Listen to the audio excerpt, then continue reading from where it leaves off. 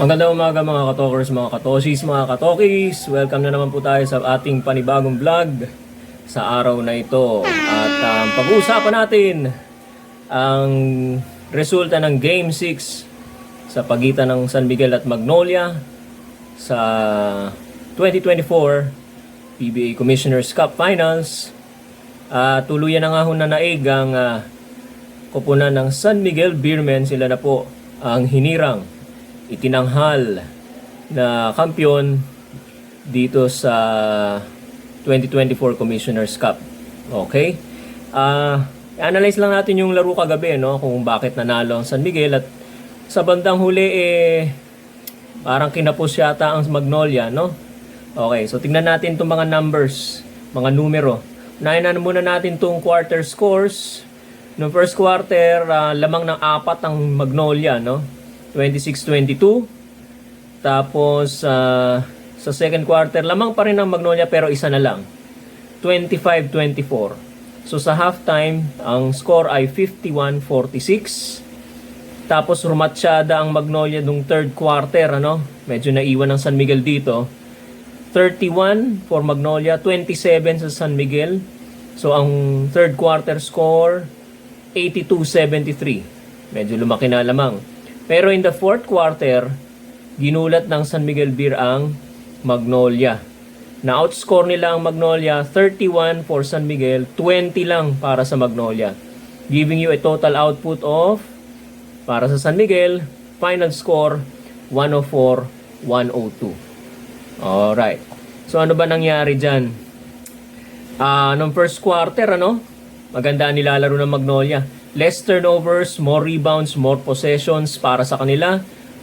Mas maraming opportunities to score.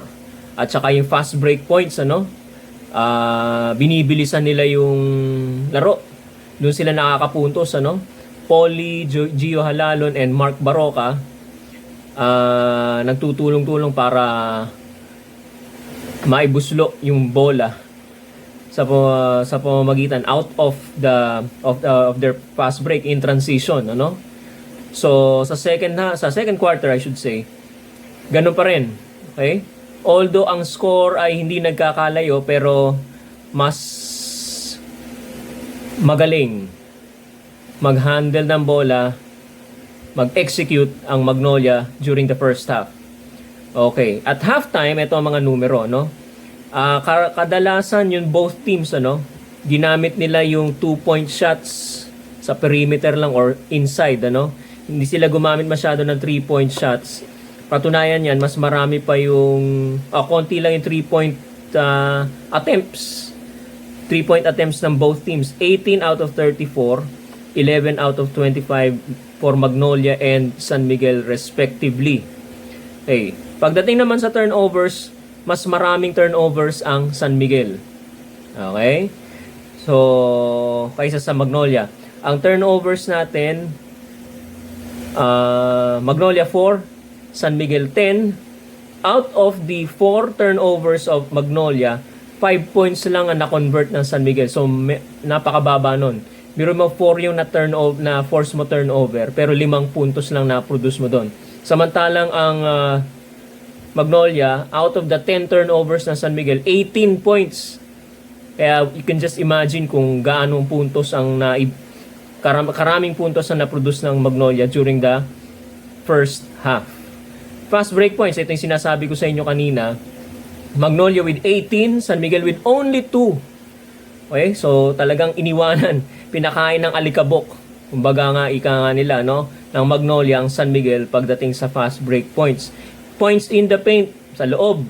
Okay? Magnolia with 28, 14 lang para sa San Miguel. So, dehadong-dehado ang San Miguel dito, during the first half. First half. Okay. Now, in the third quarter, medyo nagsimula ng, gumapang, pataas, habulin ng San Miguel ang Magnolia. Okay? Pero ng third quarter, medyo namaya-mayani pa ang, ang Magnolia. Na-establish dyan yung pinakamalaking lamang nila, kung di ako nagkakamali, 12 or 14 point lead, Alright. Pero na-chop down ng konti bago mag fourth quarter ng San Miguel. So, 82-73. Okay? Ilan to? Siyam. Okay, 9-point lead. Kasi ano yan eh. O tama, mga 12-14 to nung bago matapos ang third quarter. Nung bandang huli, medyo napababa nila sa 9. Ayan, ano? Okay. During the third quarter, Magnolia, yung 3-point shots nila, 3-point percentage nila, 63% to 25% lang sa San Miguel. So, hindi talaga gumagana yung 3-point shot nung una, no? Sa San Miguel, sa third quarter. Sa rebounds, lamang ang Magnolia, 15-7 on the third quarter. Now, the fourth quarter, eto. Fourth quarter, 3-point shooting. Bumaliktad. Dito na naghabol. No? Dito na kinayod. Dito na kumayod ng husto ang San Miguel at hinabol ang lamang. San Miguel Beer sa 3-point percentage, 60% to 50%. So, total turnaround, ano? Okay, sa rebounds, sa fourth quarter, total rebounds, ano? For San Miguel, 11-6. Okay? Ang offensive rebounds, ito kaya ina-emphasize ko itong offensive rebounds is because pagka mintis mo, makukuha mo yung rebound, meron ka ulit pagkakataon makascore. So, lamang dito ang San Miguel. Out of the 11 rebounds, sa 6 doon ang offensive rebounds. Samantalang out of the 6 rebounds doon sa Magnolia, isa lang ang offensive rebound. So, dominado ng San Miguel ang offensive rebounds pagdating ng fourth quarter. Turnovers. During the first half, napakaraming turnovers ng San Miguel. Kokonti lang ang Magnolia, pero dumami ang turnovers ng Magnolia pagdating ng fourth quarter. 4-7. 4 ang San Miguel, 7 ang Magnolia. So, completely na turn around nila yan. Hanggat sa nakahabol na nga itong San Miguel, during the last minutes, talaga namang ang ganda ng laban, ano? Okay? Grabe kagabi, no? So, masasabi natin na both teams magaling, no? Hindi natin maikakailayan. So, both teams magaling. Congratulations sa Magnolia, congratulations din sa San Miguel. Now, bigyan ko lang kayo ng mga insights after the game. Ito yung mga stats natin. Sa steals, nanguna ang San Miguel 11-5. During the first half, ang San Miguel isa lang ang steal, Magnolia 4. Okay? Sa second half, bumaliktad na yon. 10 ang steals ng San Miguel, isa lang ang Magnolia. Okay?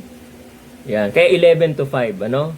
Okay, sa turnover points, sa mamaya ng turnover, sama na natin sa turnover points, ano? Sige, discuss na rin natin. May hiwalay pala to, no? So, sa first half, ang Magnolia, kokonti ang turnovers, 4-10. Sa second half, bumaliktad na naman. Mas marami ng turnovers ang Magnolia kaysa sa San Miguel, 4-13. So, ang total, kung total mo lahat yon, 17 para sa Magnolia, 14 lang para sa San Miguel. Marami pareho pero less pa rin ang San Miguel. Okay? So, naghigpit kasi ng depensa ang San Miguel noong fourth quarter. Kaya marami silang napuwersa na turnovers versus Magnolia. Points in the paint. First half, sabi ko na sa inyo kanina, 28-14. Nung second half, puwersa na sa loob ng mga magsiservisa. Drive, penetration sa loob. Kaya naman, nakascore sila ng 24 sa loob, 14 lang para sa Magnolia. So, total 38-42. So, complete turnaround, 360 degrees dahil sa depensa ng San Miguel. Okay, sa offensive rebounds naman, tsaka second chance points. Ang San Miguel, merong 18 offensive rebounds total sa buong laro. Ang Magnolia 15 lang. Kasi tabla sila sa rebounds, 44 pareho sila. Pero lamang ang San Miguel sa offensive rebounds. Out of the 18 offensive rebounds ng San Miguel, na i-convert nila into second chance points, 23 points. As against sa 15 na offensive rebounds ng Magnolia, 19 lang. So, 23-19 ang second chance point. So, complete turnaround talaga. Pumuntos talaga ng buhos-buhos ang San Miguel during the second half. And yung turnovers, ito yun, versus points coming from the turnovers. Di kanina, turnovers, ang total turnovers ng San Miguel 14, Magnolia 17. Out of the 17 turnovers na Magnolia, 29 points ang naiproduce ng San Miguel. Karamihan nun during the second half. They forced Magnolia into a lot of turnovers tapos na-convert nila into points. 29 points. Samantalang yung 14 turnovers sa San Miguel, 19 points lang ang naiproduce ng Magnolia. So kung titingnan natin, first half Magnolia, second half San Miguel. Yan. So during the end of the game, kung ito total mo, almost in all departments, especially yung mga defensive departments, defensive stats, doon lang muna ang San Miguel translated into scoring, or into points. Okay? Ang tinanghal pong finals MVP ay walang iba kundi si CJ Perez, number 77 ng San Miguel Beermen. Okay, so yan po. Tapos na po ang Commissioner's Cup. Ulitin po natin ang final score 104-102. Nagkampiyon na po ang San Miguel Beermen sa Commissioner's Cup 2024 PBA Commissioner's Cup. Abangan naman natin ang All Filipino Cup.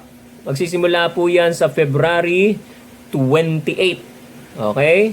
Habang naghihintay tayo sa February 28, meron po tayong FIBA Asia Cup qualifiers. Okay? Yung naka-schedule dito sa ating bansa sa February 25 po yan. Okay? Hindi lang po natin alam kung anong oras, pero siguro prime time yan. Mga 6, 7 kasi linggo yun eh. O siguro mga 6 or 7. Abangan na lang natin ng mga announcement sa television o sa social media.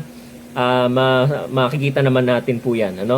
So suportahan po natin ang Gilas Pilipinas sa kanilang laban sa February 25 dito sa ating bansa. Maraming salamat po sa pagtutok po ninyo sa ating vlog. Patuloy po ninyo suportahan ang ating channel sa pamamagitan ng pag-subscribe. Please, mag-subscribe po tayo sa ating YouTube channel, Talking Toshi TV, at sa ating Facebook account page. Like and follow po tayo, Talking Toshi TV po. Maraming salamat po at magandang araw po sa inyo lahat.